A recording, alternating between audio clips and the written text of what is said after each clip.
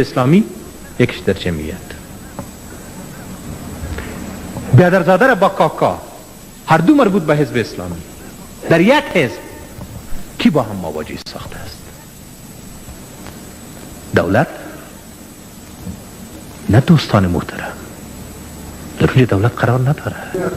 ملت ما را پارچه پارچه ساختن. ریش سفیدان بزرگ، ریش سفیدان محترم، از اسکندر کبیر گرفته تا انگریزها که قهرمانان مبارزات ضد انگریزی پدران و نیاکان شما هست، همه را با شکست مواجه ساختیم. چرا معضل امروزی ما حل و فصل نمیشه؟ برای که در تمام طول تاریخ از او جنگ ها با متجاوزین ما یک دست واحد بودیم، تن واحد بودیم، یک پارچه بودیم، عزیز و دلبند بودیم. افغان و ازبک و تاجک و هزاره و ترکمن نمی شناختیم، افغان بودیم، مسلمان بودیم و هیچ کس تاب و توان قدرت را برابر ما نداشت. ولی آلی عرب می آید با عزت ما، با ننگ ما، با شرف ما، با غیرت ما، با قماندانیت ما، با همه چیز ما غرض داره.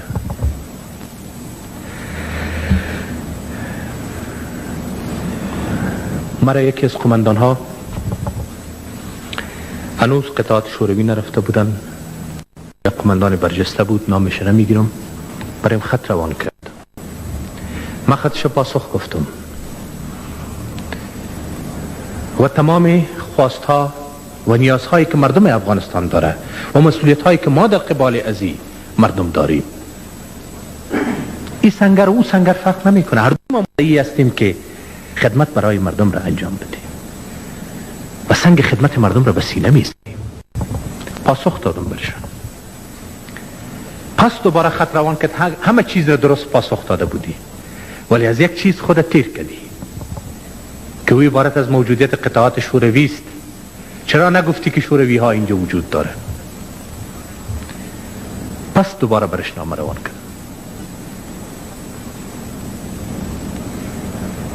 گفتم قبول، اول شوروی ها را از منطقه خودت بیرون میکشیم، خودت اموجه مسئولیت تامین امنیت را با عهده بگی، در منطقه دیگه شوروی نمی باشه. خط روان کرد که نه، ما هم با افغانستان تعلق دارم و تو هم رئیس جمهور افغانستان هستی.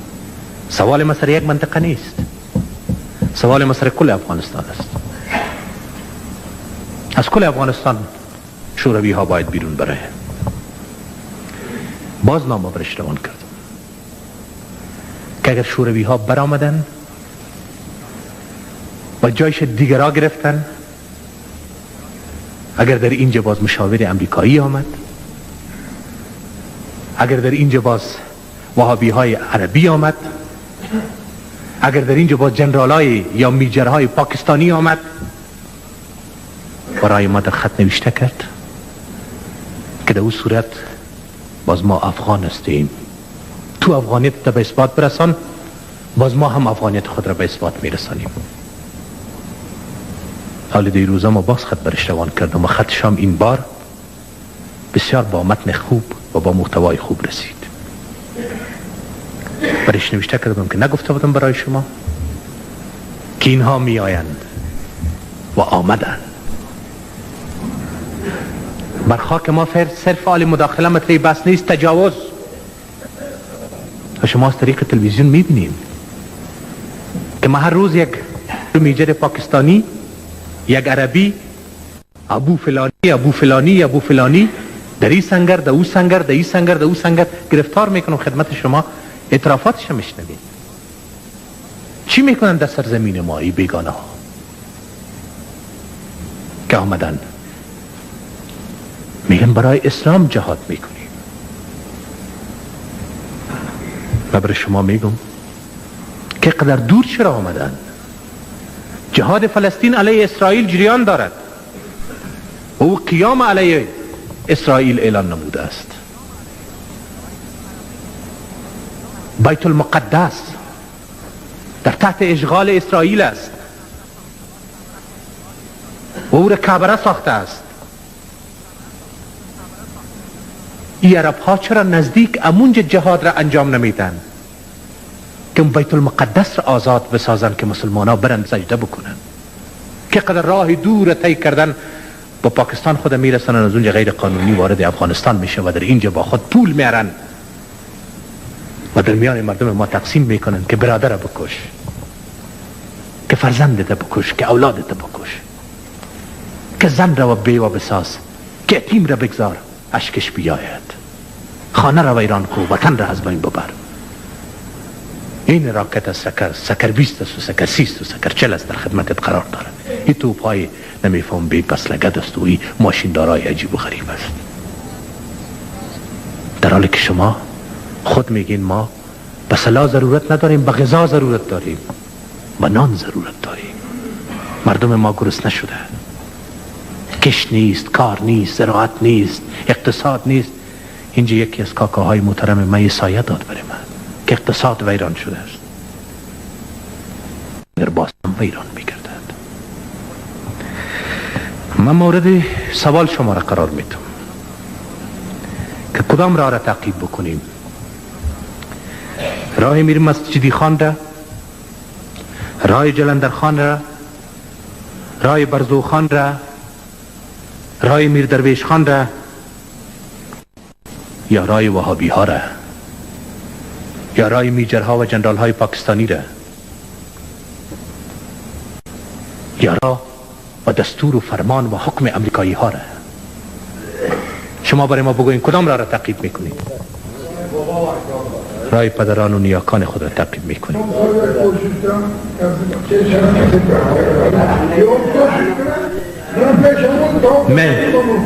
من سر کل گپا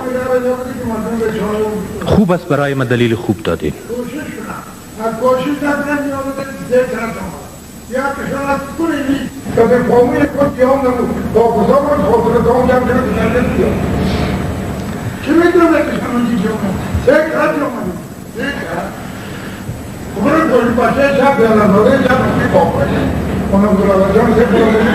تشکر از شما که برای ما یک استدلال قوی و یک پایه و اساس قوی دادین که گفتین ما راه افتخارآمیز پدران و نیاکان که از همه ما و شما هست رو تعقیب میکنیم. واقعا باید در حفظ و توسعه افتخارات ملی و وطنی خود هر یکی ما وظیفه تاریخی، اسلامی، افغانی و ملی خود را به انجام برسانیم.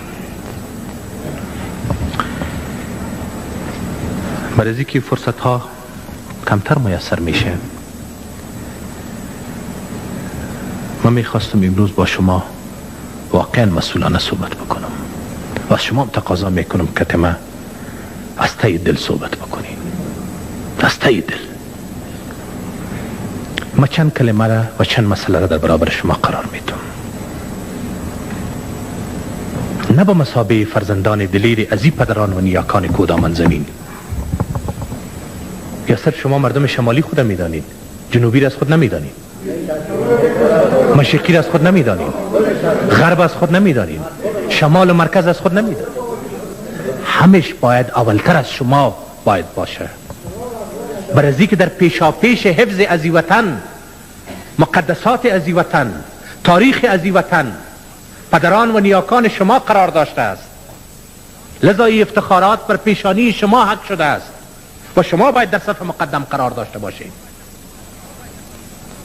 انگریزها را ازی وطن پدران و نیاکان شما کشیده است و شما هستین که بگوییم که افغانستان را ما نگاه میکنید. عزتش، آبرویش، تمامیت ارضیش، خاکش، وطنش، انسانش.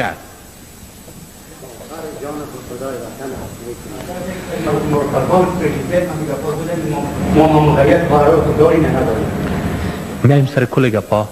اینه میبینین که احساساتی شدین که براتون گفتم که گپایتان تا آخر بزنیم، باز برای ما نوبت بدین.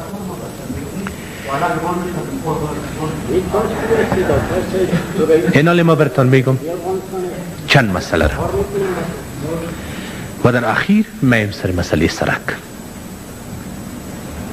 برای که ما شما به این نتیجه رسیدیم که میر مسجدی خان از کدامن نیست دیگه، و عالم شما گفتین که او افتخار همه ما شماست و حالا شما گفتین که صرف از کدامن نیستین. حالا گفتین که شما به مشرقی و جنوبی و به غرب و به مرکز و شمال و هم جای ارتباط دارین. وجب خاک افغانستان از شما هست. پس بیایید یک دفعه مسائل بزرگ را مطرح بس ساخته از اونجا آهسته میم به مسئله سرک.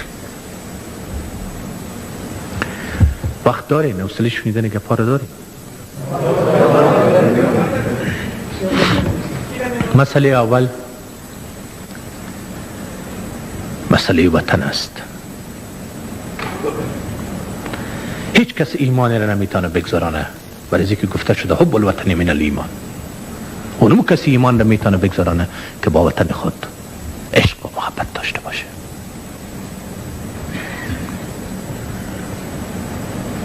ولی وطن ما ویران شد. این دومین و سیومین بار است که بالای جلال آباد حمله صورت میپذیره. از طرف کی؟ صرف از طرف مخالفین؟ نه، از طرف ملیشه پاکستان، از طرف کماندوها، از طرف اجیران عربی با سلاح‌های مدهشی که از بیرون میآید. اون ننگرهار همیشه بهار به خرابه مبدل گردید. بالای خوست هر روز حمله است، بالای قندهار، در تمام وطن جنگ است. کشت باقی ماند، زراعت باقی ماند، فابریکاها بسته نشد، به خاطر از اینکه مواد خامی را که شما کشت میکردیم پنبه که نباشه من نساجی را چطور بچلانم؟ لبلبو که نباشه من بوره را چطور تولید بکنم؟ سمنت که نباشه من میکروئین چطور بسازم؟ زغال که نباشه من سیلو را چطور بچلانم؟ برای مردم چطور نان بتون برش؟ مکتب ویران شد، سرک از بین رفت، لینای تلفن از بین رفت، شفاخانه وجود نداره. این مال کیست؟ مال دولت است یا مال ملت است؟ این در نتیجه عرقریزی های شما و مسئول کار و زحمات شما و آبله های کف دست شما ساخته شده است. مسجد ها ویران شدن. ما خود طوری دیدیم و عادت و عنعنه طوری هست که اگر در یک فامیل، در یک خانه آتش در بگیره، از خرد گرفته تا کلان میدون، یکی با لپ خود او مندازه، یکی کت دولچه او مندازه، یکی کت سطل او مندازه، یکی واسکت خود بیرون میکشه که ای آتش گل بکنه، یکی خاک مندازه سری آتش. تمام تلاش برای عزیز که آتش در گرفته شده در این خانه خاموش شود. یا چونی نیست؟ پس بیایید افغانستان خانه مشترک ما شما هست. همه اولادهای از این وطن و از این فامیل هستیم و فامیلی هستیم که در این خانه مشترک زندگی میکنیم. خانه ما فعلا در گرفته است. وظیفه خرد و بزرگ است، نه رئیس جمهور تنها.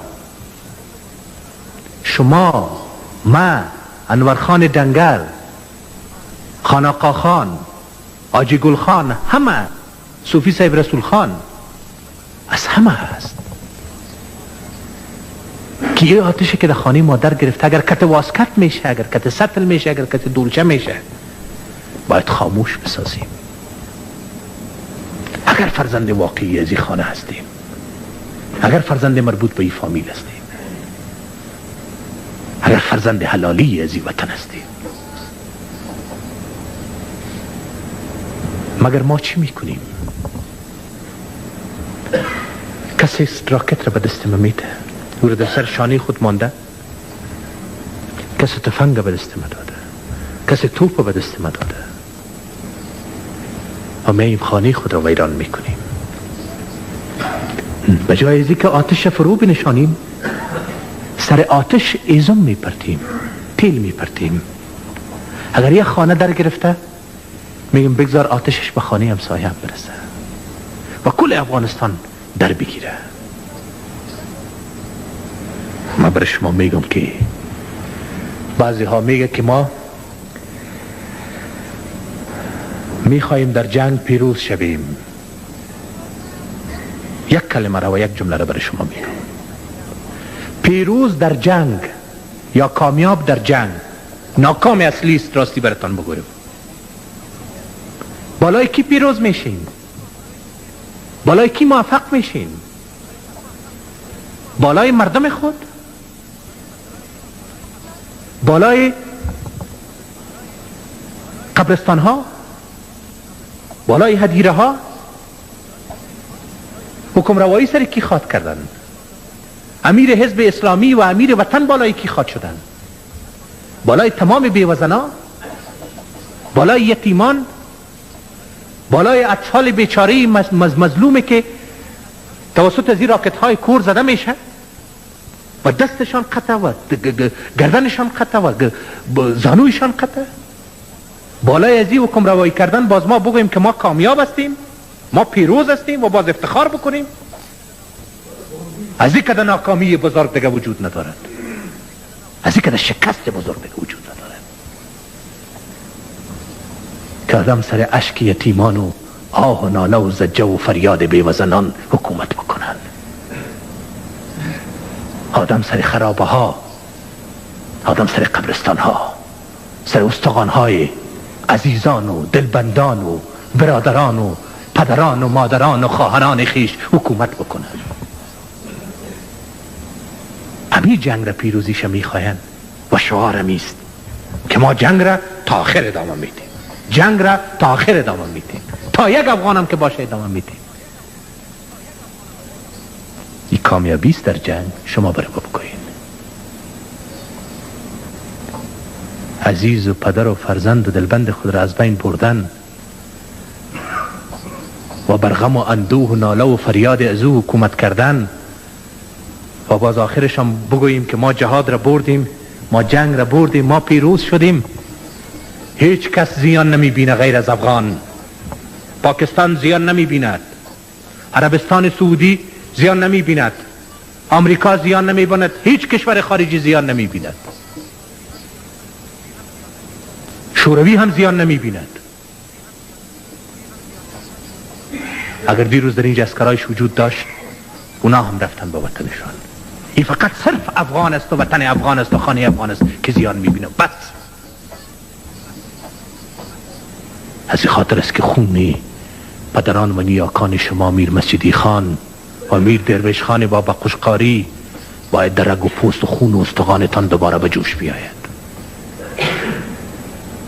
که خانه کی ویران میشه؟ سلاح از ما نیست. کدامش در اینجا تولید میشه؟ بگو. به شمول کارتوشش اینجا تولید میشه؟ خواد بویی که نجیب تو هم میگیری سلاح را. مدمی صحبت با شما که باز بسیار نام کشید که گفتم ما از یک کافر میگیرم، خودت از 20 کافر میگیری. فیصله کردیم که بیا این کل سلاح ها را کوت میکنیم، با اونام میتیم به اینام میتیم، این سلاح ها را پس دوباره چی میکنیم؟ مسترد میکنیم و از شقیقی مردم افغانستان تفنگ بیرون میکنیم و میگذاریم این آزادی را برای مردم افغانستان که انتخاب بکنه که کی کیست و پشتر کی میره.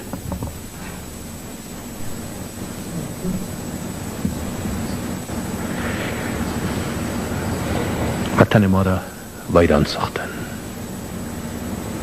خانه ما را، خانه فامیل ما را که در زیر سقفش زندگی میکردیم ویران شد. براتان میگم که یکی ما ایمان برده نمیتونیم، بر از اینکه از این وطن عشق و محبت نورسیدیم. خاک از این وطن مردم سرما می ساختن، به چشم خیش می زدن، ولی با این خاک افغانستان چه صورت می پذیره؟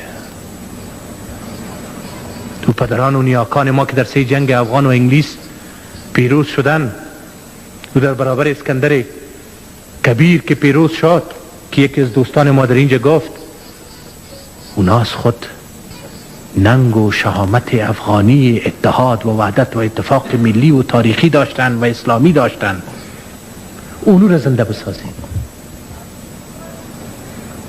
من نمیگم که بین ما ملامت و سلامتی وجود ندارد، مگر وقتی که من شوروی را گفتم که از اینجا بیرون برای خود تو هم دیگه، پاکستانی را خود اجازه نتی دیگه، عربی را خود اجازه نتی دیگه اینجا، جنرال امریکایی را خود با خود نبیر و مشاور امریکایی را خود با خود اینجا نبیر که باز ما یکی از ولایت ها دستگیرش کنم. روح با خود در اینجا نبیر. میشینیم بین هم دیگر زانو به زانو مذاکره میکنیم، مفاهمه میکنیم. یا تو ملامت میشی یا ما ملامت میشیم. همین که دوستان ما گفت که برای خدا دروازه توبه است، برای شما دروازه ناقه است. اگر ما ملامت شدم ناقه میتون برای شما، اگر رفقای ما، اگر حزب ما و اگر دیگر ها ملامت شدن باید ناقه بده. ناقه را من میخواهیم سر تمام کدورت ها و دشمنی ها سنگ بزرگ میگذاریم. برای ازی که والا کردن از این کدورت ها و حساب ها و محاسبات جنگ ما را حل و فصل نمی کنه. اثر نو در صلح و صفا و صمیمیت شروع میکنیم و خدمتگار یک دیگر و خدمتگار مردم خود می باشیم. این سوال وطن، تمامیت ارضی وطن شما در خطر است. وطنتان میتونه تجزیه شود، وطنتان میتونه پارچه پارچه شود. آیا استوانهای میر مسجد خان کودکی در قبر خیش ارواحش از شما فرزندان خیش نواسه های خیش پسان نخواد کرد که یک مشت خاک را شما به میراث گذاشتم، به امانت به میراث گذاشتم و شما فرزندان اهل ما بودیم، ها با پای قدم های ما باید گام میگذاشتیم، با دشمن وطن مبارزه میکردیم و این خاک و سرزمین طوری که من نگاه کرده بودم پر افتخار نگاه میکنیم. من از دست تو پارچه پارچه و تکه تکه شد، تجزیه شد، تقسیم شد. یک قسمتش در دست عربا افتید، یک قسمتش در دست پاکستانی ها افتید، یک قسمتش در دست انگلیس ها افتید، یک قسمت دیگه در دست اروپایی ها، یک قسمتش در دست امریکایی ها، یک قسمتش در دست دیگه در دست بیگانگان. ما گفتم که مسئولانه در برابر شما صحبت میکنم. حقایق تلخ است، به همه ما شما افغان ها میرسد، به ما میرسد، به شما میرسد، ولی بیاین حقیقت تلخ در میان بگذاریم. شما برین که در کمپ ها چی میگذرد. از افغانستان شروع میکنی، راه جلال آباد کابل در روزهای اول یک چند روز بسته شد، باز کردیم را. از اون طرف موترها آمدن، یک حمله صورت گرفت بالای موترها، از بغل خانم ها گرفتن در دریا انداختن و خانم ها را با خود با کوه ها بردن. در کمپ ها چی می‌کنند؟ مردها به نام غیرت و ننگ و جهاد اسلام به جبهات روان میشه که اگر تا دیروز به این بهانه که گویا جهاد علیه شوروی هست بر ازای خود می آمدن، فعلا به زور روان میشه. افغان ها هیچگاه قدر تحقیر و توهین نشده بودن در طول تاریخ افغانستان. و کجا رسیدیم بگوین؟ عشق در چشم خود موی بر بدن آدم راست میشه. عمر باز میگین که عفو در که لذت در عفو است، در انتقام نیست. او کسی که عرب آورده وطن مرا ویران ساخته، او کسی که امریکا را آورده وطن مرا ویران ساخته، دین مرا برباد ساخته است و با عزت و شرف و ناموس و حیثیت و آبروی ما بازی میکنه. ما چی کنم بگوین برای من؟ شما چی میکنین با ایسه افغان ها؟ میر بچه خان چی کرد؟ میر درویش خان بابا خوشقاری چی کرد بگوین؟ چیز نداشت، تبرچه برداشت، سیلاوه برداشت، شمشیر کشید از میام، تفنگ چکمکی برداشت، در برابر تو خود زد. مگر ننگ و غیرت و عزت و آبرو و شرافت وطن را نگاه کرد، ناموس عزت خواهر و فرزند خود را نگاه کرد.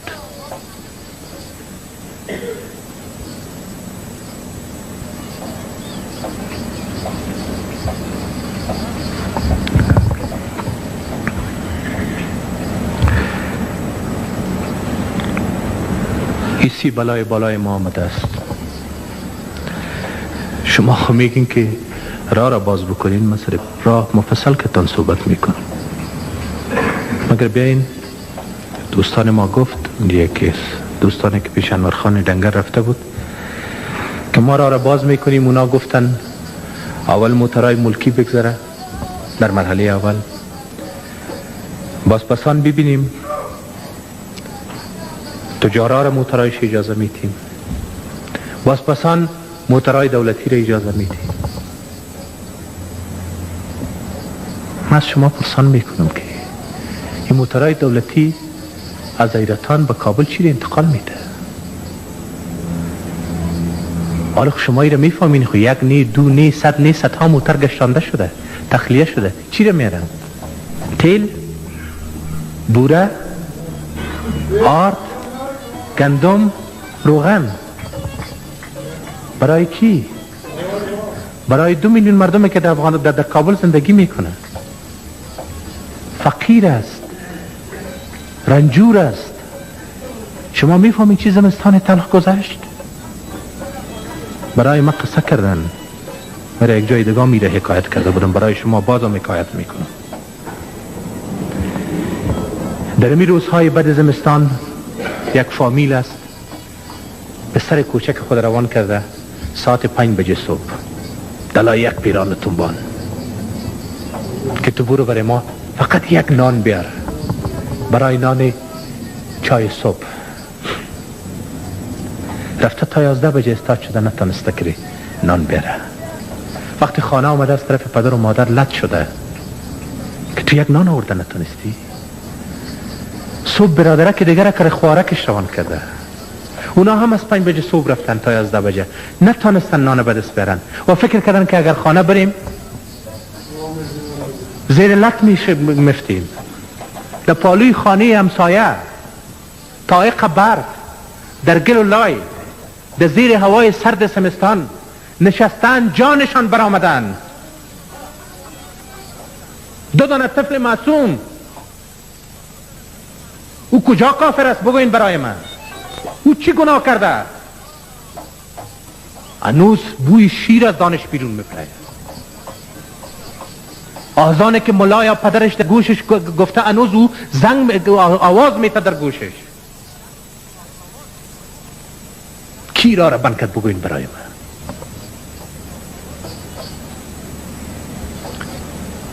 دوصد هزار مرد کودامانی برای من تاج سرم است، عزت ما، صبرای ما، تاریخم است، تاریخم است، تاریخ افغانستان است که من فرزند افغانستان خود تلقی میکنم.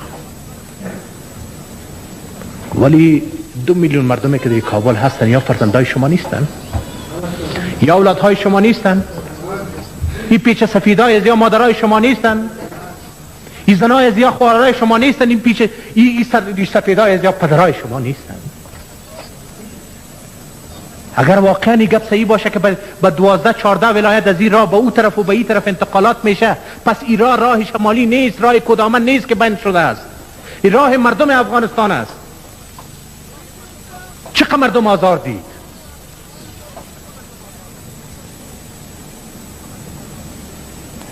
سعی کنین من برای شما یک سلسله ارقام را میگم، برای که اینجا یک از کاکاهای محترم من که از تاجران محترم است، من میشناسمشان، یا از انتقال کشمش خود صحبت کردن. ولی ما برای شما میگم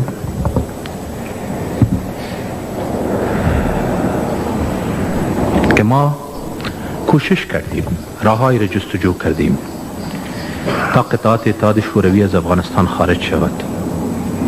ولی ما یک گله دارم. گله ما ایست که در وقتی که قطعات اتحاد جماهیر شوروی در این راه افتیده بود، بین از هم دیگر گپاره پنهان نکنین، شما هم میره پنهان نکنین.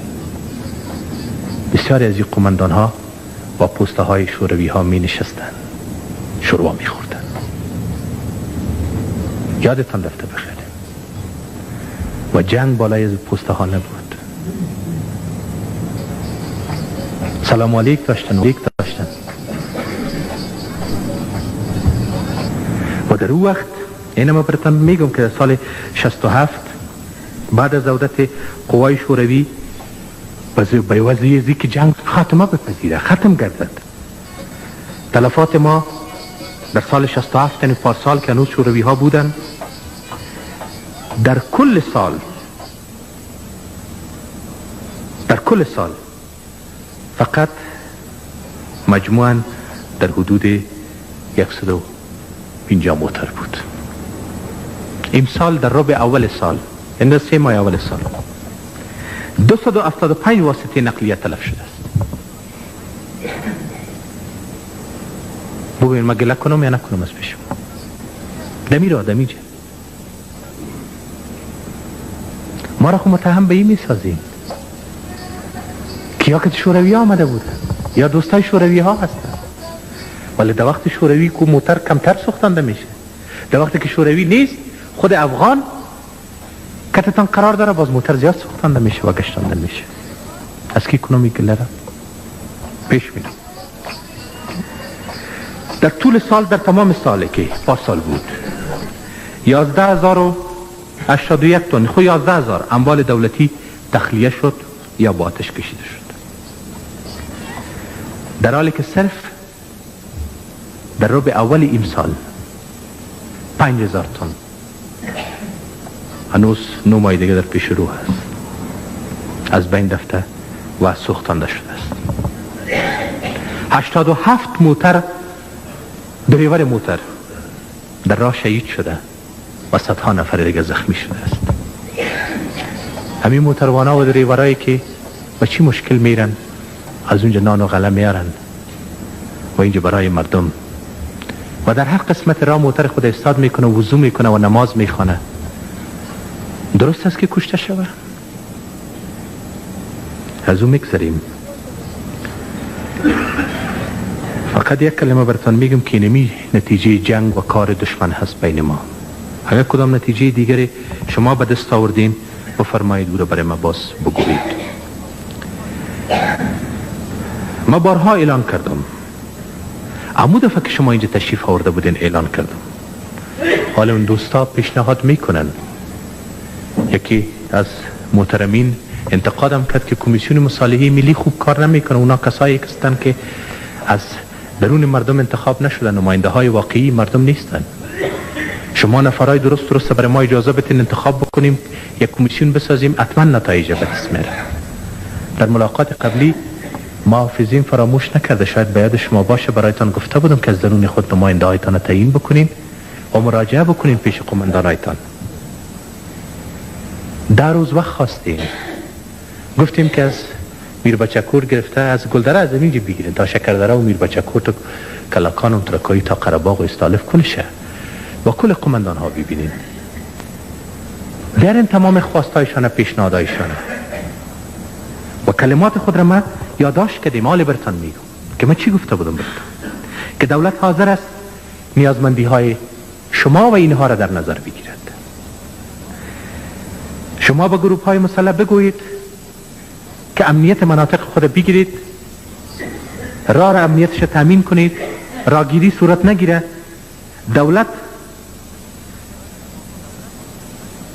برای شما حاضر است، اما چیزی را که شما نیاز دارین در نتیجه از این که راگیری میکنین اون موتر میگردارین، نماینده هایتان روان بکنین، ما در اینجا برای شما تنظیم میکنین، موترایتان روان کنین یا موترای ما را ببرین که خود اونجا تخلیه بکنین، بینتان تقسیم بکنین. پس همین کلمات ما بود خوب به یادم است که ما میفهمیم که در اونجا کش نیست، کار نیست، زراعت نیست، اونا هم گشنه شدن، اولاد دارن، چوچو پوچ دارن، زن دارن، فرزند دارن، اونا از پیشان نان میخواین. و ما که در اینجا مسئولیت بزرگ به اصطلاح ریاست جمهوری به عهده ما گذاشته شده، هر فرزند از این وطن، هر خانم از این وطن و هر پیچ سفید از این زن و فرزند و اولاد و مادر و پدر ما هستن. نگفته بودم برای شما خود رفتین 10 روز پوره شد، 20 روز پوره شد، 1 ماه پوره شد، ولی دیدم که حملات کم نشد، حملات اضافه شد. بجای 1 موتر 10 موتر در گرفت، بجای 10 موتر 100 موتر در گرفت. یک چند روز با مقابله پرداختم. بیشک نیست، از هوا و زمین و از همه چیز عملیات ها علیه این مناطق صورت گرفت. دیگر روز باز لاحول گفتیم برادر تا کی؟ صبح باز که تیمی ریش سفید ما میشینم. خواد بگه برادر از ما مثل کمال میگین. یک لغزیدن شد، شما بخشیدن میکردین. رای وز کدم، کوچه وز کدم. سفیدان محترم، عزیزان محترم، بخاطر ازی که جلوی خونریزی گرفته شود، کشتار زیاد نشه، از این طرف یا از اون طرف، از هر طرفی که میمره مسلمان هست. کاملا کوچه عوض کردم و او کوچه را میفهمی اینقدر خاک است. حالا نم شروع کردیم که او را ترمیم بکنیم و جغل اندازی و باسان سوال قیره زوره. یک دفعه که موتر مه یک پیره که میزنه برای یک هفته باید او ترمیم شود. موتروانی که از اونجا تا اینجا مه او خب باز ماشینی موتر آدم ترمیم کرده میتونه. این از دسته که خاک تنفس میکنه. این دریور ما بعد از یک ماه 2 ماه بعد مریض است، در جای و بستر افتیده است. چقدر سر ما مشکل تیر میشه میبینید. مگر ما به خاطر ازی که همونجا ما واجه نشیم روی خود گشتان یک راه دیگر انتخاب کردیم.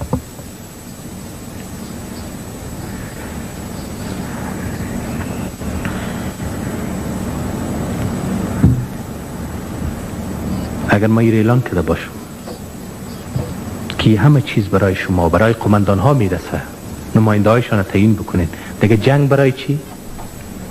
اما چیزی که بعد از در دادن موتر و کشتن دریور و زخمی ساختن یک چند نفر مسلمان و بیگناه برای از اونها میرسه که اونا به اصطلاح دور میتن موترها را، اما رو بدون از این کشت و کشتارها برشان ما میرسونه. مسئولیت داریم و گفتیم اینجا که چیزی پیش ما هست، این مال بیت المال هست، در اینجا سهمی از اونها موجود هست. اونا افغان هستن، فرزند از این وطن هستن، حق دارن. مگر ما خود چنین جواب از شما نشنیدم یا کسی جواب آورد برای من؟ از ما دعوت کرد که ما جواب آوردیم بعد از 10 روز. ما گفتم بین خود از اینجا تا اونجا بشینین کمیسیون تعیین بکنین. حالا باز برای من میگن که کمیسیون تعیین بکنین. 1000 کرد ما باز میگم که کمیسیون تعیین شه و این کار انجام بپذیره. مگر برای من یک سوال پیدا میشه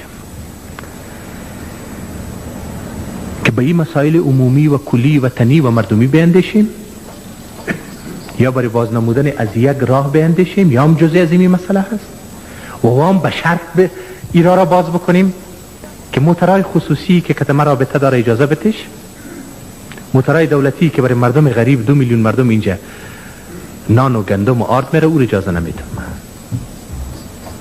ما دیگه این موترها خود را گندم و این و آن و همه چیز خود میرسانم و اجازه بده که فصل انگورم رسیده، انگورم ما که کشمش روان میکنم، 3 ماه که بخیر تیر شد، سنبولام خلاص شد، باز بعد از او باز مکده جنگ شروع میکنم. اما تو کنیم دوستان محترم، اما تو کنیم این خود نه قول است، نه لوز است، نه افغانیت است، نه باید بگوییم که راه رفتن برای مسجدی خان است. من میخوایم قضیه را از بی خوبان حل فصل بکنم که صلح و صفا تامین شود. به این شکی نیست کاکای محترم من لنگی خود کشید سر آدم تاثیر میکنه.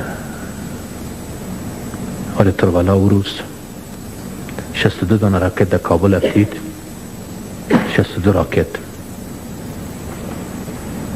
18 نفر کشته و 105 نفر زخمی. شما خواهی دفعه برین می شفاخانه ها ببینید. خودت سرت برای من لچ کردی، من سر خود پیشکی لچ بکنم. شما باور بکنین عید آمد و شما خبر دارین من در هر عید به شفاخانه ها میرم. نترستم جرأت کنم در عید در شفاخانه داخل شم. نماینده های خود روان کردم برشان، توفه ها روان کردم، ولی او توفه و اون نماینده جای او فرزندش که از دست داده او رو گرفته میتونه. او پای او فرزند چوچهش که شما در مابین تلویزیون ببینین هنوز شیرخوار است، قطع شده، او رو تلافی کرده میتونه. اگر همونجا چادر خود پشت سر پرته کاکای محترم و بگوی که سر خود لچ کردیم چاره مرا بکن، چی جواب برش بتم؟ باز بگویم این فیر انور خان جنگر از اونجا میکنه؟ خدای ناخواسته شما را بدنام بسازم بگویم مردم شمالی کار انجام میته؟ بگویم این را خان خان انجام میته و ما مسئولیت ندارم؟ چی جوابتون بگو برای من؟ از خجالت و شرم رفتن نتانستیم برشان.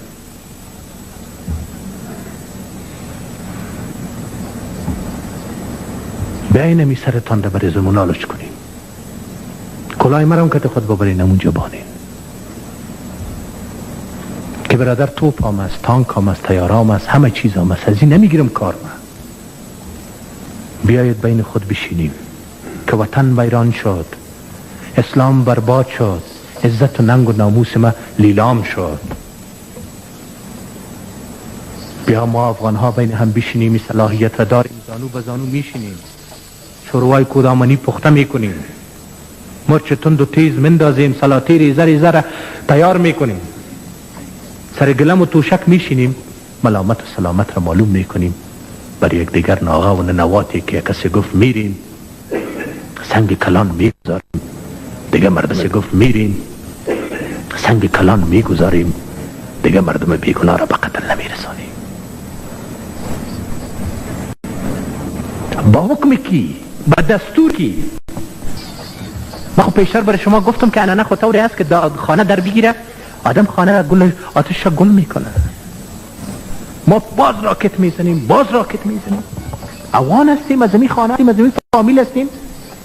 بیشتر خود شما گفتیم که کل افغان شمالی و مشرقی و جنوبی و شمال و مرکزش از شما هست، کابلش هم از شما هست. و من سوال میکنم که اینا میگن در اونجا یه 7 تنظیم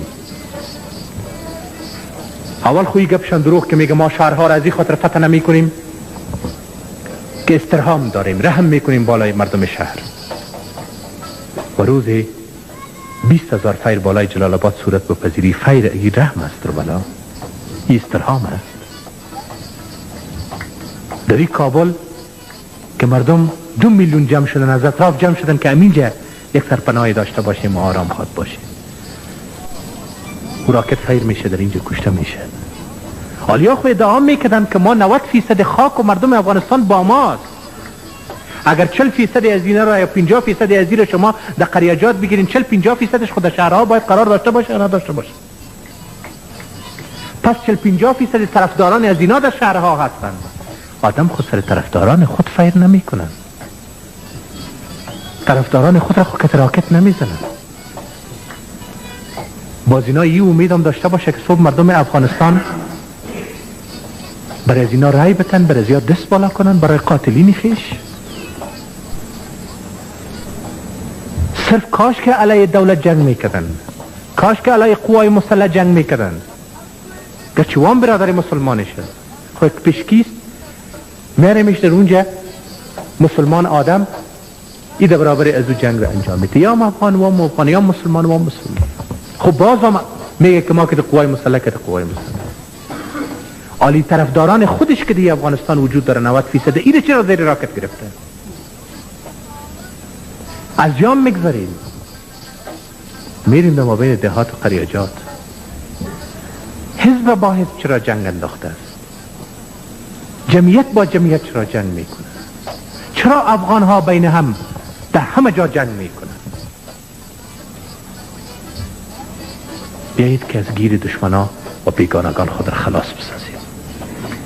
تا که این سوال از این خوبان حل و فصل نکنین، این 3 ماه ما باز براتون میگم، شما میرین کمیسیون هم ایجاد میکنین، ما پروتکل هم امضا میکنیم، قرارداد هم امضا میکنیم، چیزی را ما قبول میکنیم، چیزی را اونا قبول میکنیم، راه را باز میکنیم.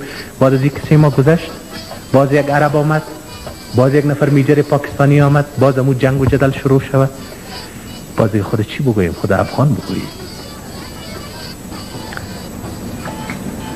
از بی خوبان باید مسائل حل فصل بکنیم، صلح و امنیت را تامین بکنیم.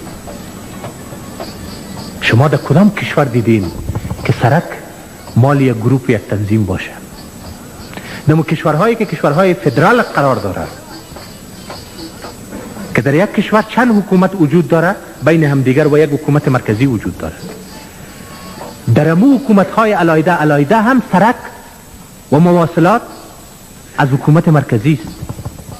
مگر برای ما اون فرمایش روان کردن که اینی موتر بیایه، این موتر نبیایه. پس این سرک شخصی شده، این سرک دولتی شده.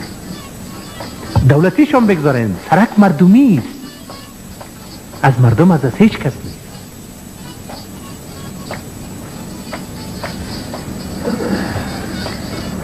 ما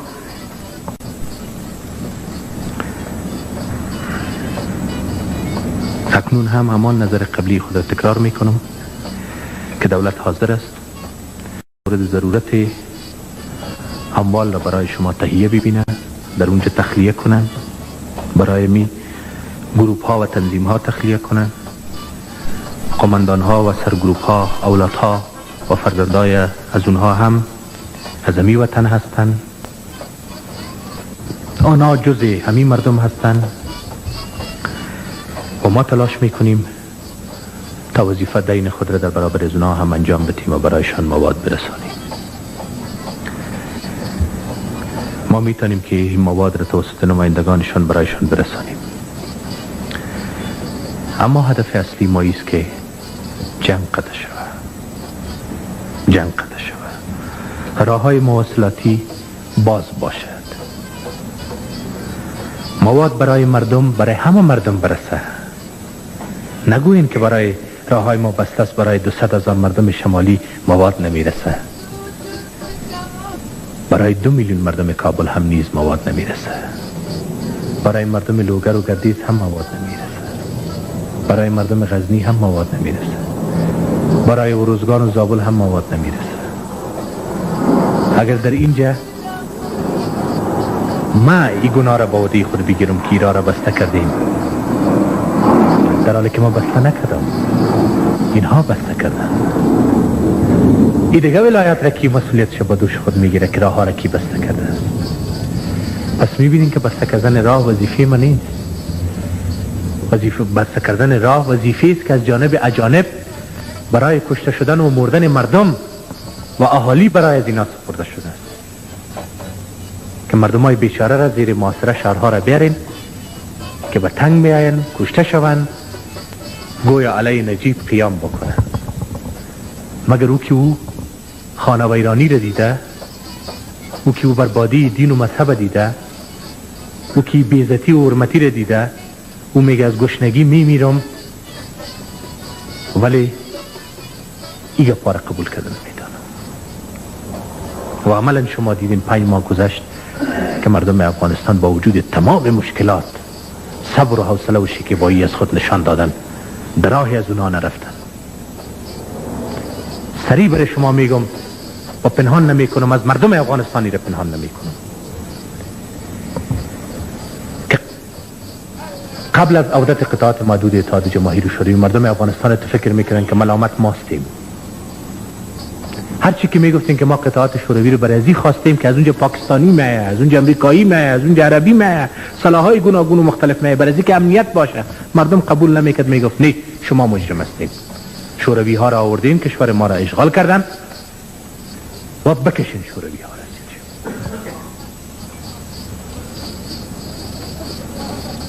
همدردی و پشتیبانی مردم با اونا بود، از شما پنهان نمی کنم میره. و اگر این وطن ارتباط می داشتن، سران تنظیم ها را میگم، با این وطن ارتباط می داشتن، در دست بیگانگان نمی بودن. استخبارات نظامی پاکستان و عربستان سعودی و امریکایی ها اینا را رهبری نمی کرد. و نمو روزی که شوروی از اینجا برآمده بود یک اعلان می کردن که برادران ما برای آزادی وطن خود می جنگیدیم، شوروی را کشیدیم، حال دیگه برادر خود را، فرزند خود را، خواهر خود را و مادر خود را نمی کشیم، وطن خود را ویران نمی کنیم. این ما سلا بر زمین گذاشتیم. ما قاتل اولادهای از این وطن نیستیم، از برادران خود نیستیم. نجیب انتخابات را اعلان کرده، ما میریم که تش انتخابات میکنیم. و برای شما می آمد و می گفتن که ما آزادی شما را گرفتیم، ما شما را دیگر نکشتیم، بگوین برای کی رای میدین، بگوین برای کی رای میدادین. اکثریتتان برای همون رای میدادین. مگر استقلال خود نداشتن، آزادی نداشتن، غلامان شده بودن. اونا اجازه ندادن برش، گفت نه ملکت برو ویران کو، اسلامت برباد کو، عزت و ننگ و ناموست را لیلام کو. از او خاطر است که در ظرف 5 ماه گذشته، 5 ماه تمام مردم افغانستان قضاوت خود را انجام دادن. نفرت مردم افغانستان علیشان تحریک شده. 2/3 قماندانای داخلی که ما بارها اعلان کردیم که جنگ اصلی را زرمیا کردن، دمی خاک بودن، مشقت امیانا در دوران جنگ با عهده گرفتن، تکلیف کشیدن، امی که وطن خود را ترک نکفتن برای مقابل حرمت است. و در قدم اول اگر در حاکمیت که سهم میگیره همین کماندان ها باید سهم بگیرن، نه اونایی که تجارت کردن، اونایی که بانک ها را پر کردن، اونایی که خودش با بادیگاردش بگذار تا آخرینش هم که ببینی صاحب بهترین موترها و بهترین قصرها در اختیارشان وجود دارن و کی در میدان های جنگ آمدن و جنگیدن. در اینجا فقط پیسه عرب است و دلار است و دینار است که اینجا روان کرده میرن بوجی و فقط دست یک دو نفر میته که تو ای برادرت بکش، تو ای برادرت بکش. کاش که اونا اینجا می آمدن در صف اول می جنگیدن. آمد یک چند روز دزدانه در اینجا گلبودین آمد، ولی با آمدن خود چی کرد؟ برای از اینکه خود سطر رو پوشانده باشد دستور داد که راکت ها را فید کنین سر کابل. ولو طرفداران 50% امام کشته میشه، چرا که خدا داره که کلش از مست کشته شو پروانه داره که مزنده باقی بمانه. خیر مردم افغانستان میره گفتیم که انتقام خون خود را میگیرن و واقعا میگیرن. اگر فرزندان عظیمی آزاد مردان دلیر و شیرزنان دلیر از این دره ها و این دامنه های کوه ها و کودامن ها و کوهستان ها و سرزمین افغانستان باشن، از دشمنان خود، از قاتلین از وطن خود، چی داخلی باشه چی خارجی باشه، انتقام خود را گرفتنی هستن. به صراحت بر شما بگویم هدف ما است که جنگ قطع شود، راه های مواصلاتی باز باشد، مواد برای مردم برسد. ما آرامی مردم را میخواهیم، اما کیها مردم را ناراحت میسازن قضاوت را به شما میگذاریم. بیشتر براتون قصه کردم که در زمستان گذشته اطفال از خنک مردن، نان نبود و مردم با دشواری های زیاد بعد از ساعت ها انتظار یک لقمه نان به دست می آوردن، در حالی که اگر راگیری ها صورت نمی گرفت مردم ما با این مشکلات دچار نمی شدن. وظیفه دولت هم از لحاظ شرعی و هم از لحاظ مدنی این است که برای مردم کابل و سایر ولایات نان برساند. آنها مسلمان ها هستند و انسان ها هستند، مثل شما وری فرزند و اولاد دارن، خانه و عیال دارن، چوچ و پوچ دارن. بنان و تیل و نمک ضرورت دارن، ولی افراطیون از خارج وظیفه میگیرن، دستور صادر میکنن که در یکیش یک مخابره است، راسن از پاکستان برش دستور میدن که برین برادر موترهای نان و تیل و شکر مردم را حریق کنین، بگردانین. آنها را آیا آنها از شما پرسان میکنن به مثابه مسلمان ها از لحاظ شرعی حق دارن که نان یک مسلمان، یک لقمه مسلمان بگردانن؟ حق دارن که بالای موترهایی که مواد اولیه مردم را، موترهای دولتی نامش گذاشته، موترهای اولیه که مواد اولیه را برای مردم انتقال میتن، سر از او حمله کنن و او رو با آتش بکشانن؟ این حق دارن؟ فرض کنید که در این راه افغان نیست بلکه کافر و روس هم باشد، ولی مواد را انتقال بدهد. آیا افراطیون از لحاظ شرعی حق دارن که راه را بروی آنها قطع کنند؟ عمل بسیار اموالی را که شما در مابین بازارها میخواین از بسیار از کشورهای خارجی که کفار هستن نیست؟ پنسلتان، کتابچیتان که برای اولادها میخرین نیست؟ پنسل پاکتان نیست؟ مگر در بازارها خو امروز وجود نداشت؟ دیروز هم وجود داشته، دوران ما داود خان هم وجود داشت، دوران پادشاه مازدای شاه وجود داشت. از این کشورهای برای اینکه کشور ما را یک رقیب نگاه داشته بودن که ما چیز خود ما تولید کردن نمیتونستیم، یک سوزن هم تولید کردن نمیتونستیم. از سوزن گرفته تا همه چیز ما از خارج میامد، از مملکت‌های کفار میامد. یعنی چرا دو وقت را نمیگرفتیم؟ گفتیم که کافر بیخی مواد بره برای مردم و ضرورت مردم، از لحاظ شرعی حق نداریم. و دیروز از امیر ها تیر میشد، قطارهای شوروی ها می آمدن، این قماندان ها غرض نداشتن که شما تمام حقایق را میفهمید. گله ما را باید برشان برسانیم و میرسه برشان. برای که ما امروز خواهش میکنم که همه گپایی را که زدیم و گپایی که شما زدین ایره برایشان نشر بکنن، که دقیقا قضاوت بکنن اگر در دلشان یک چیزی هست، در مغزشان چیز باقی مانده برای می وطن، برای می دین، برای اسلام، برای غیرت و ننگ افغانی، برای برادری، برای مسلمانی، برای افغانیت، برای اسلامیت.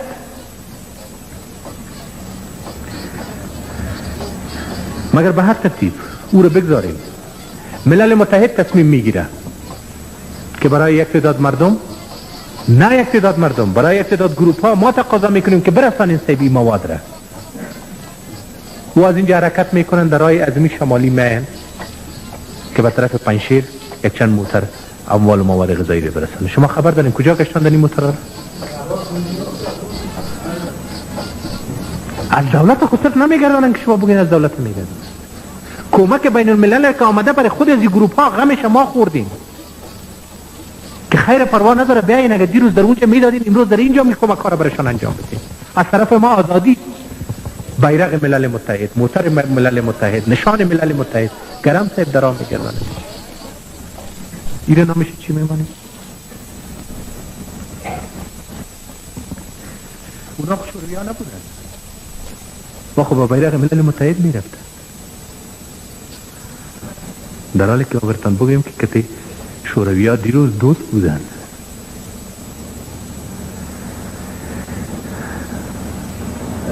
خب اگر سابق میگفتن که روس ها آمدن، حال خود روس ها رفتن، چرا دیگه تلفات در عراق باید زیاد باشه؟ این قضاوتشو به شما میگذارم. ما را متهم می ساختن. چند کلمی اخیره براتان میگم که ما از این خاطر می جنگیم که اینجا اسلام در خطر است. حال شکر فضل خدا با چشم سر می بینیم که تمام مبانی دین اسلام و شریعت اسلام مستقر است و روز تا روز ترقی میکنه و پیشرفت میکنه. فهرست ازی که برای خدمت به اسلام چی شده است او را ما در برابر شما نشر نمیکنم، با چشم سر میبینی. 5 بنای مسلمانی پابرجاست. برای ما گفتم که شوروی ها آمدن، ما جهاد از این خاطر انجام میدیم. شوروی فردا برای جنگ ختم است. شوروی را از اینجا رخصت ساختیم.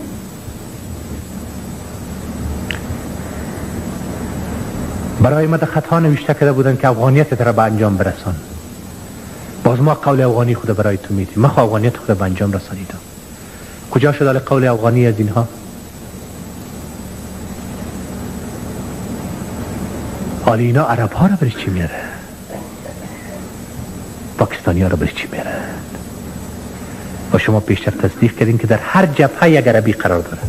عمل پیش ما کل اطلاعات از این جبهه پغمان گرفته تا می شکر داره تا پروان تا کاپیسا در کل جبهات وجود داره. این عرب ها در جلال آباد، در سروبی، در قندهار که یک تعداد قماندانای داخلی ما واقعا اعصابشان خراب شده و یک دره از بین بردن، یک زندانی ساختن از این عرب ها. اما تو میشن نتیجه شما تو میشن. شما باید داشته باشین که اگر یک دفعه غیرت افغانی از اینا به طور آمد و میای به طور، ما امیدوار هستم به طور به برای که صرف اونا را با ما با دولت نمی جنگانن، اونها را بین همان می جنگانن. فیصله ایست که یک افغان دیگه وجود نداشته باشه، خلاص. نه عزتش، نه اسلامش، نه وطنش.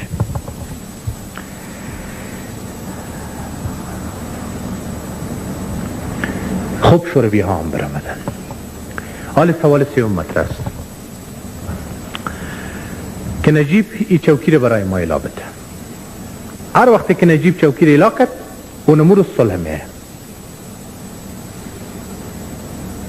خوب برادران عزیز، پس کل جنگ در ظرف 11 سال که 1.5 میلیون کشته داد، 1,300,000 نفر معلول و زخمی داد، این کلش از خاطر یک کرسی بود؟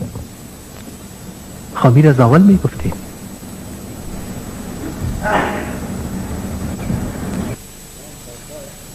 این حالی من برای شما میگم، بیاین ما برایشان خطاب میکنم که برادر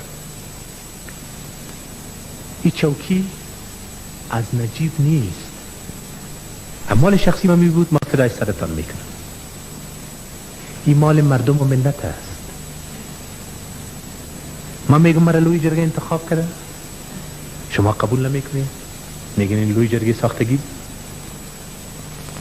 میگن به لوی جرگه دیگه دایر بکنیم، میگن نیم لوی جرگه که خود دایر نمیکنه. خیلی برادر بیاین اجرای دیگر را انجام میدیم. طوری که پیشتر گفتم که میریم به طرف مردم انتخابات را انجام میدیم. بگذار مردم افغانستان که صاحب از این کرسی هستن این کرسی را به هر کس که داد، با ما داد، با اونا سپورت، یا شاید به اردوی ما نسپره به یک سومگه بده. میگن اوتر نمیشه، یا بر آزاد تسلیم شو، اگر بر آزاد تسلیم نمیشی ما به زور از پیشت میگیرم.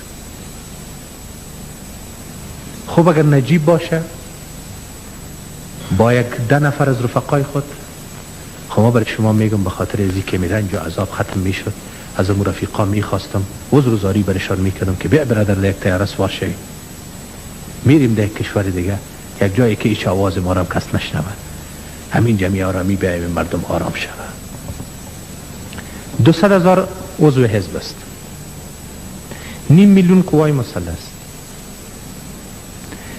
1,000,000 سازمان های اجتماعی است، کی سازمان جوان است که نمیفهمی، سازمان اتحادیه صنفی است، کی سازمان زن است، کی سازمان نویسنده هاست، کی اشعار است. این 1,000,000 شده.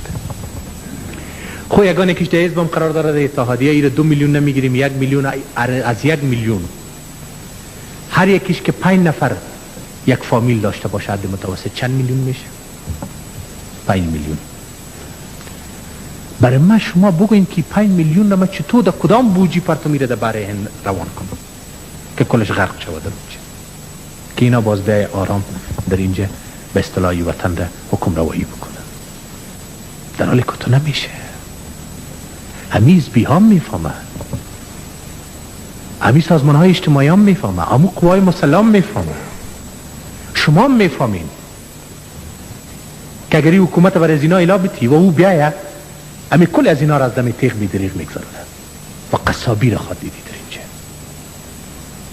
این حالی که ما هرچی بگویمش که او رفیق تو پس شو که همینا هم یک دفعه خود بیا آزماید، میگه برادر او تو که میکشه ای تو چرا کشته نشو؟ نتیجهش چیست؟ ادامه جنگ. ما 5 میلیون نفر در بوجی انداخته نمیتونم که در باره این تحویل کنم. اگر شما برای ما کدام معجزه را یاد میتونی یاد بتین. در غیر این صورت بین قبول میکنیم که 5 میلیون ما کشیدیم، یک فرضیه قبول میکنیم. حال سوال برای من مطرح هست که برای کی تسلیمش میکنیم؟ برای کی تسلیمش میکنیم؟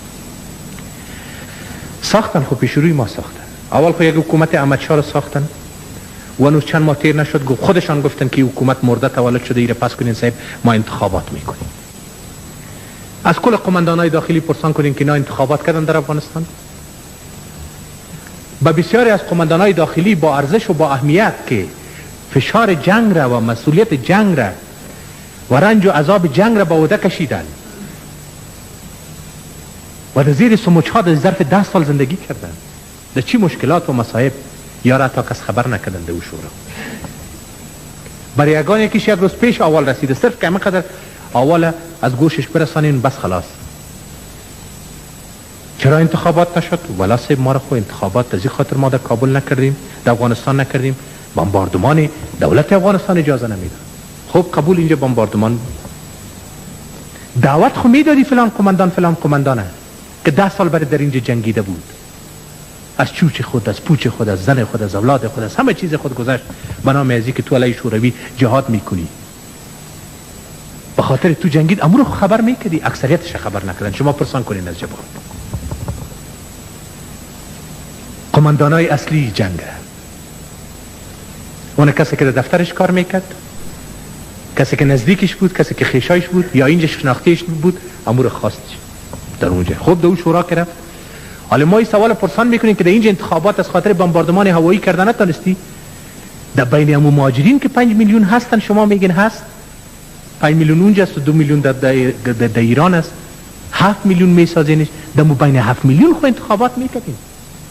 در بین کمپ های مهاجرین خو انتخابات میکنین. شما خبر دارین در کدام کمپ انتخابات شده باشه؟ بله؟ در یکی از کمپ ها نشده انتخابات. برعکس مهاجرین برخواستن که ما نماینده های ما در اینجا وجود ندارن، اعتراض کردن، مظاهره ها شد. سه گروه های گلبودین آمد سه از این طرف بزنی مظاهره را، از اون طرف بزن اون مظاهره را. جنگ و جدل ها به وجود آمد که شما حق ندارید. از گیر مهاجرین هم سه گریختن در مابین اسلام آباد زیر نظر استخبارات نظامی پاکستان حکومت خود دایر کردن. امو کسایی را که خود خواسته بودن در اونجا نظریات از ما هم شنیدن نتونستن، همه قول سلام نداشتن. بالاخره 14 نفر تعیین کردن. 14 نفر دو روز غیب شد. 2 روز بعد آمد گفت این صاحب یک حکومت ساختیم براتون آوردیم. فلانی رئیس جمهور، فلانی صدر اعظم، فلانی وزیر داخله، فلانی وزیر دفاع. عالی چه قسم حکومت است؟ نه در افغانستان انتخاب شد، نه قماندان های انتخابی اونجا رفتن، نه از مهاجرین نماینده ها گرفتن. خب به هر ترتیب هر کسی که انتخاب کرد ما میگیم که استخبارات نظامی پاکستان این حکومت ساخت. عالی حکومت از خود یک رئیس جمهور داره. رئیس جمهورش یک گپ میزنه، گلبودین یک گپ میزنه، گیلانی صاحب دیگه گپ میزنه.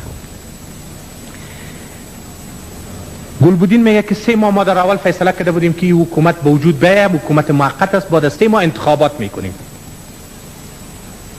گیلانی صاحب میگه که نه، انتخابات برای 3 ماه نبود، برای 6 ماه بود و اگر تا 6 ماه انتخابات نشه این حکومت خودش اعتبار خود از دست داده. حکومتی که خودشان ساخته علیه حکومت خود استدلال میکنه. مجددی صاحب که در رأس حکومت قرار داره، رئیس جمهور شده، او دیگه اقتدار مزه دادش. او میگه که صاحب نه، هر وقتی که ما در افغانستان رفتیم، از رفتن ما و انتقال ما در افغانستان که 1 سال تیر شد، باز حکومت وجود نداشته باشه. اینال بیایی جنگ و دواره بین از اینا صاف کن که 3 ماه بعد انتخابات، یا وقتی که در افغانستان آمد باز 1 سال بعد انتخابات در این صورت بپذیره.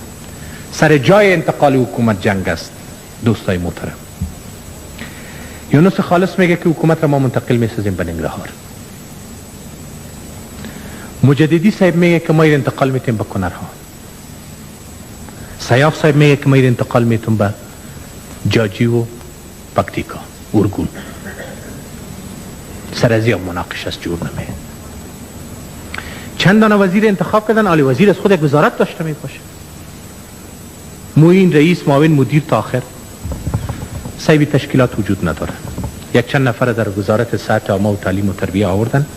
مگر حال برای ما این سوال پیداست که از یک طرف وزارت دفاع وجود دارد، از دیگر طرف کمیته نظامی حزب اسلامی گلبودین وجود دارد.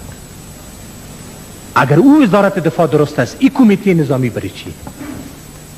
از یک طرف وزارت مالیه وجود دارد، از دیگر طرف کمیته مالی حزب گلبودین و دیگر اعضا وجود دارد. این کمیته مالی برای چی؟ برای اینکه سلام میآید، پول و پیسه میآید. از طریق وزارت دفاع تقسیمش یا کار ندارن، از طریق کمیته نظامی خود کار دارن که تقسیم بکنن. سر از این مالم جور نمیه.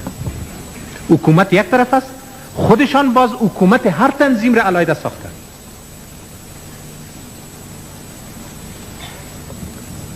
دعوا چیست؟ خب ما وکیل وزیر خارجه ما هست، هر روز یا در جنبش عدم انسلاک است، یا در ملل متحد است، یا در یک گرد همایی بین المللی هست. همونجا میره که صلح بیاید و امنیت بیاید و اینی پیشنهاد است و اینی پیشنهاد است. یا هم یک وزیر خارجه برای خود تعیین کردن، گلبودین نام داره. این گلبودین صاحب که پاسپورت پاکستانی و طیاره عربی رفت، یک سلسله کشورها را گشت که یا را به رسمیت بشناسه، کسی یا را به رسمیت نشناست، فقط هم عربستان سعودی و یک دو کشوری که همین عربستان او دلار میته و دینار میته و یا را به رسمیت شناخت، ناکام آمد. حالی وزیر خارجه با افغانستان آمده، جای روزا اعلان کردن که گلبودین افغانستان آمده. چی میکنه؟ میگه میره از جبهات جنگ. خب وزارت خارجه را در مابین یک حکومت به جنگ چی قرار است؟ مثل از این که وزیر صاحب خارجی ما بخیزه و بگویه که تنه صاحب ما به جای تو اینی کارا رو انجام میدم. وزیر دفاع ما وجود داره در اونجا، کل کارا رو او انجام میده. این نمونه ها رو از این خاطر براتون میگم که هنوز حکومتی است که درک نداره. اگه اینجا در افغانستان بیایه او پشت از او رئیس جمهور نمیگرده که او رئیس جمهور برای ما چی میگه یا ای وزارت دفاع برای ما چی میگه. اگه هر څوک پیدا دی خپل کار لره کنه و هر یکیش برای خود میدرنگانه. هر یکیش خودش ناپلیون است، هر یکیش خودش امپراتور است، هر یکیش خودش پاچاست. بگوین برای کدام پاچا بسپریم؟ شما برای ما رأی بدین برای کدام پاچا بسپریم؟ ما گفتیم 5 میلیون نفر هم مندازین در بحر هند. بین خود اگه آمدن و چسبیدن و عملی شهرها را بگذارین شما در کدام منطقه نیست که این آزاد خورد ندارن بین خود. در اون صورت خواهد اگر حکومت راستین بیه و سر حکومت کابل بیاین و بگوین که سر تخت یکیش بگوین که من میشینم و دیگیش بگوین که من میشینم و اینجا برادر با برادر، دختر با مادر، فرزند با پدر، خانه با خانه، کوچه با کوچه جنگ شروع شود. شما به ما اجازه میدین که از افغانستان لبنان ثانی بسازم؟ حال خواهد حداقل یک ثبات نسبی قرار داره. ما شما خود رکایی 3 ساعت است 4 ساعت 6 تیم صحبت میکنیم به هم دیگر. دو خود سر بالا نخواد میکنیم. از او خاطر ما سوال ترک کردیم که برادران عزیز و محترم ما بیاین کدورت ها را پس میکنیم، دشمنی ها را پس میکنیم. کی باشه کی نباشه این گپا نمیتونه مسائل حل فصل بکنه. کنار رفتن ها نمیتونه مسائل حل فصل بکنه. کنار آمدن ها میتونه مسائل حل فصل بکنه. بیاین به هم آشتی بکنیم. بیاین به جای افتراق اتحاد ملی و وحدت ملی را ایجاد بکنیم. خداوند جل شانه فرموده که واعتصموا بحبل الله جمیعا ولا تفرقوا. بیاین به یک ریسمان وحدت و اتحاد و اتفاق اسلامیت و خداوندی چنگ مندازیم، افغانی چنگ مندازیم، وطنی چنگ مندازیم. این کار انجام بدیم. ولی اونا میگن که ما به جنگ ادامه میدهیم.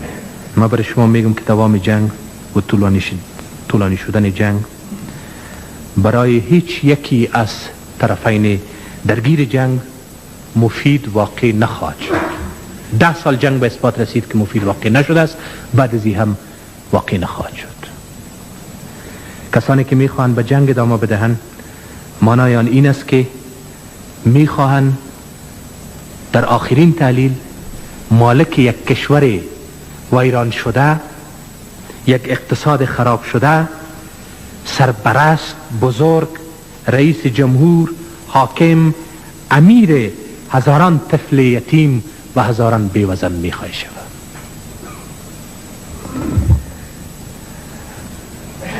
یگانه راه معقول در هر اختلاف مذاکره و مفاهمه است. حل مسائل مورد اختلاف در افغانستان مربوط به فیصله شجاعانه و دلیرانه و واقعا به مثابه فرزندان اجداد و نیاکان خیش که مردواری بیاییم بشینیم و بگویم اما تو که می جنگیدیم اما تو را که پرابلم های خود را هم و مشکلات خود را حل فصل میکنیم. مربوط به این تو تصمیم شجاعانه ما و شما است. اگر اونا تصمیم را ندارن و برای شما نوید میتم مجده میتم، عمل اطلاعات به شما وجود دارد. خود کمپ ها هم فیصله کردن در اونجا مهاجرین و اکثریت قومندان ها در داخل افغانستان هم فیصله کردن که اینا کفایت خود را دیگر نشان ندادن. اینا در دست بیگانگان فروخته شده بودن. اینا معضله افغانستان را حل فصل کردن نتونستن و نمیتونن بکنن. اینا جا طلبی ها و خودخواهی ها و قدرت طلبی ها و کرست طلبی هایشان اجازه نمیتن که بین هم دیگر جور بیان. ما مردم مهاجرین نماینده های ما و همین قومندان های داخلی مسائل حل فصل خواد کردیم. ما به این امید هستیم و امیدوار هستیم که نوید و مجده از اینجا بیرون برای و شما را هم که در برابر از این قومندان های داخلی تان که اینجا هست با وجودی که بسیار آزار ما داده هم در راه هم در ارتباط با کابل بازم روی بار روان میکنیم. در آخر برتان میگم درخواست و پیشنهاد خود که چگونه باید پیشان برین و چی مطالب را برشان مطرح بسازین. روی بار روان میکنم بگوین که اونا صلاحیت از خود نشان دادن نتونستن. شما صلاحیت نشان بدین. فرزندان عزیز وطن هستین، دیگه نگذارین که وطنتان ویران شود، ناموستان لیلام شود و اسلامتان برباد شود.